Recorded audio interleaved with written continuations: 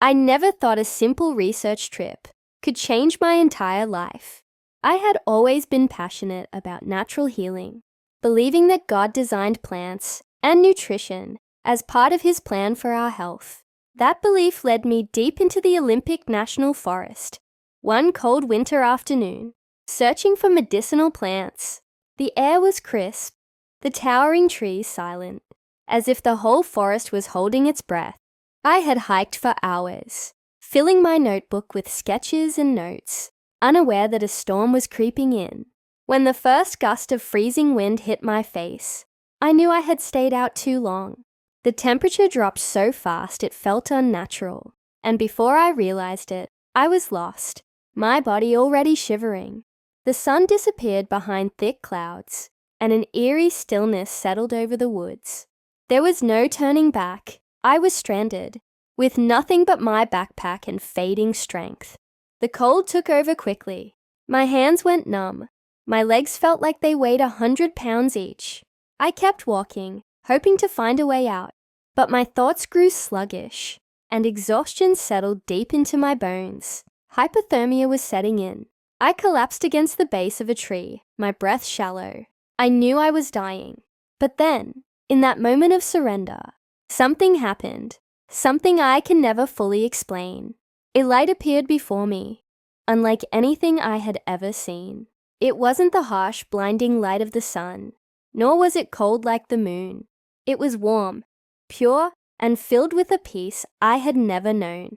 And then, in the midst of that light, I saw Him, Jesus. At first I thought I was hallucinating. My body was shutting down after all. But the more I looked, the more real He became. Jesus stood before me, radiant, His presence overwhelming yet gentle. His eyes held a love so deep, it felt like it could reach into the very core of my soul. I couldn't speak. I couldn't even think. It was like every fear, every doubt, every burden I had ever carried melted away in an instant. And then, without moving His lips, He spoke. His voice wasn't just something I heard. It was something I felt.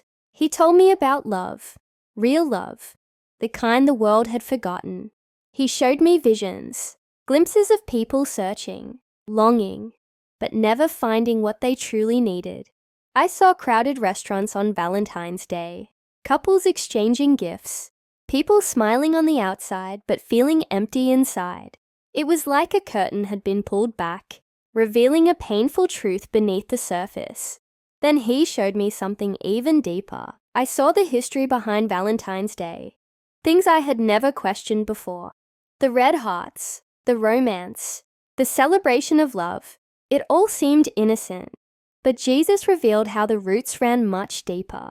The holiday wasn't about love the way God designed it.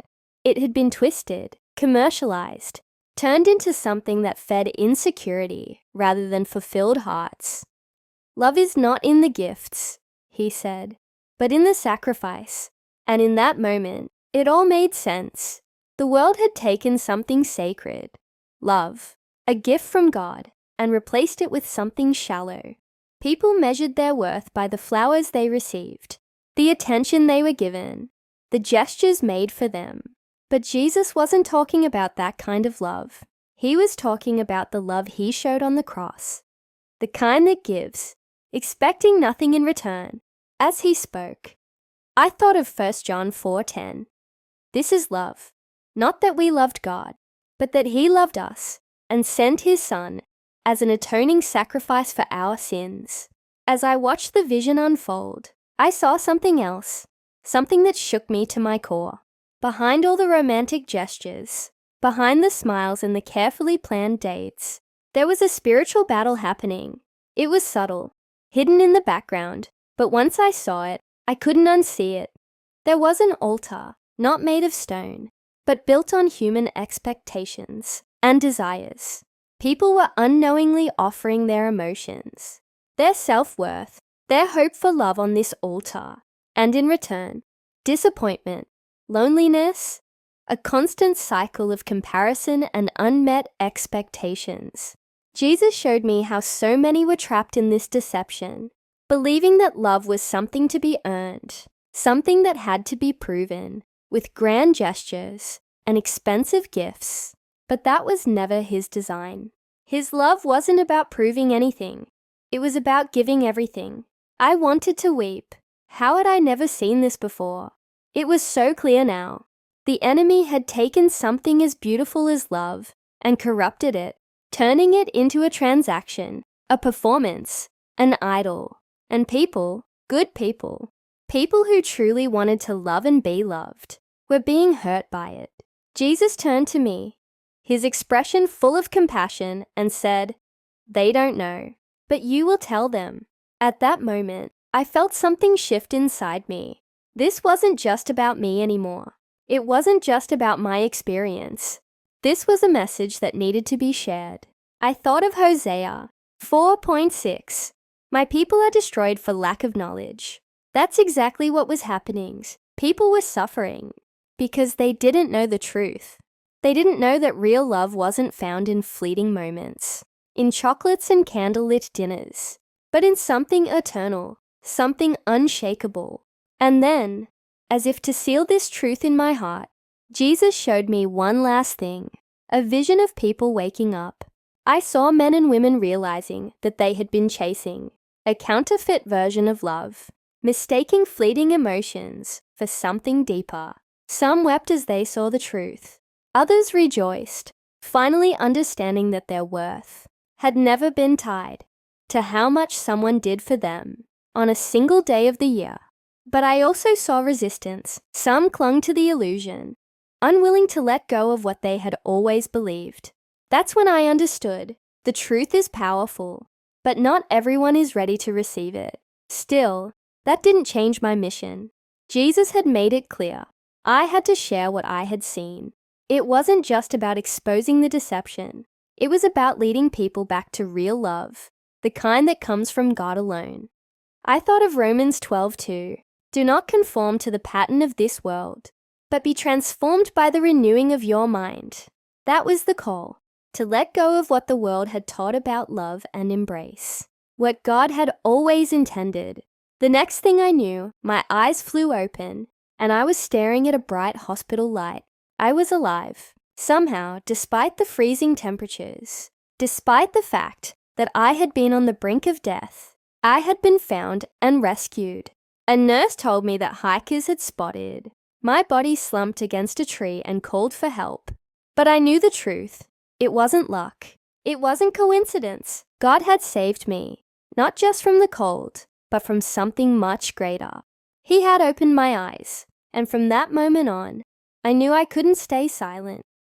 I had to share this message, no matter who believed me and who didn't, because someone, somewhere, needed to hear it. Someone needed to know that love isn't found in what the world offers. It's found in the one who gave himself for us. We love because he first loved us. 1 John 4:19. As I lay in that hospital bed, my body weak, but my spirit stronger than ever, I couldn't stop thinking about what I had seen. How many people were trapped in this illusion? How many spent their lives chasing after love that would never truly satisfy? I thought back to my own life, to the times I had measured my worth by someone else's affection, the moments I had mistaken attention for love. It hit me. This deception wasn't just about Valentine's Day. That was just one example, one of many ways the enemy had twisted God's design. The real issue ran deeper. People were starving for real love, and instead of turning to God, they were looking for it in places that would never fulfill them. Relationships, validation, fleeting emotions, all of it left people empty because it was never meant to be the source of love. The Lord will guide you always. He will satisfy your needs in a sun-scorched land and will strengthen your frame.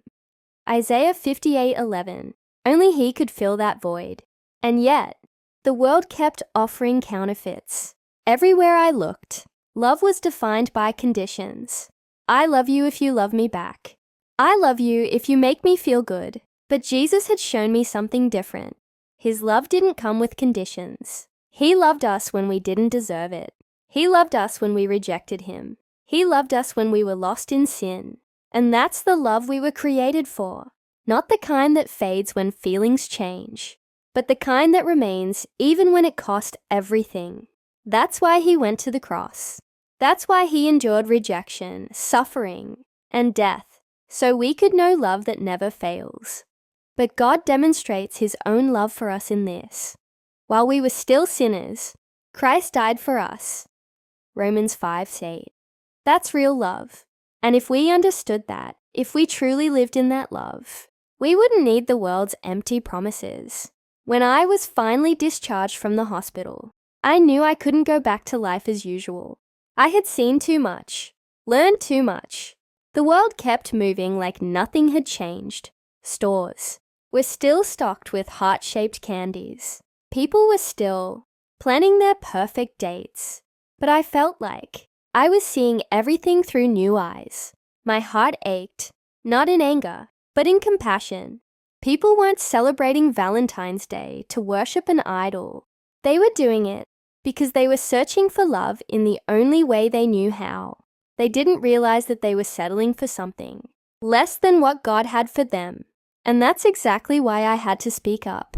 Jesus didn't show me these things just for my own understanding. He wanted me to share, to wake people up to the truth. You will know the truth, and the truth will set you free. John 8:32. And so I started talking. At first, I didn't know how people would react. Would they think I was crazy? Would they brush it off as just another religious message? But the more I shared, the more I realized there were people who were ready to hear this. Some listened with curiosity, others with skepticism. But a few listened with tears in their eyes. They knew exactly what I was talking about because they had lived it. They had felt the emptiness, the disappointment, the pressure to find love in a way that always left them longing for more. And when I told them that there was something better, that they didn't have to chase love because love himself had already come for them, I saw hope light up in their eyes. That's when I knew this wasn't just a story. This was a mission. God had saved me, not just from the cold that night, but from a life of misunderstanding what love really is. And now, he was using me to help save others. As I continued to share this revelation, something incredible began to happen. People started to question their own definitions of love. They came to me, asking how they could break free from the cycle of false expectations and find the kind of love that truly satisfies. And I could only point them back to Jesus, the ultimate example of love. The world teaches us that love is about finding someone to complete us, about receiving affection and validation. But what Jesus showed me, what he demonstrated through his sacrifice on the cross, was that true love is about giving, about commitment, about laying down our lives for others. Greater love has no one than this, to lay down one's life for one's friends. John 15:13. That's the kind of love we were created for. I've watched people's lives change as they've embraced this truth. Marriages have been healed because couples stopped trying to meet each other's every need through superficial gestures and started building a foundation of sacrificial love. Single people have found peace, no longer chasing after the next relationship or validation from others, but resting in the love of Christ. And as they've experienced this transformation, they've begun to share it with others. The ripple effect is undeniable. This message of real love is spreading, slowly but surely. And with each person who wakes up to the truth, I know that God's plan for us is unfolding. His love is real, it's unshakable, and it's available to all of us. And that's why I keep telling people, true love is not found in the world's version of romance, but in the sacrificial love of Jesus Christ.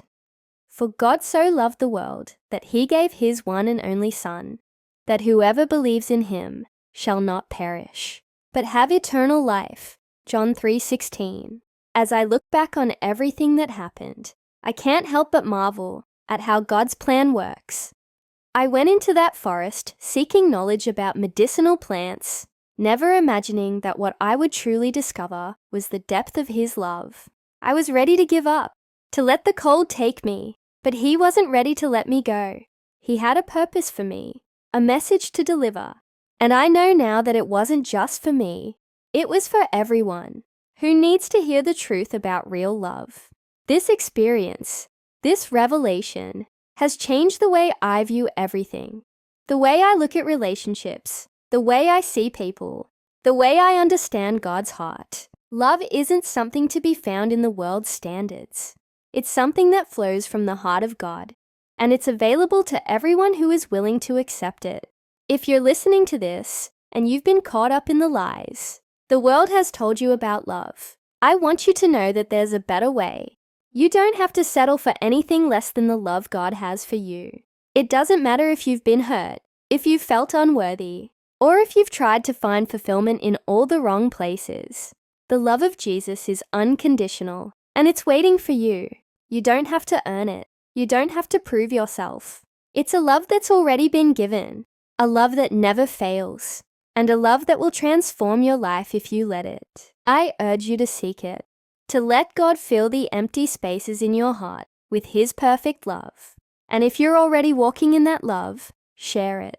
Let the world know that true love is found not in gifts, but in sacrifice, in commitment, and in the unconditional love of Jesus Christ.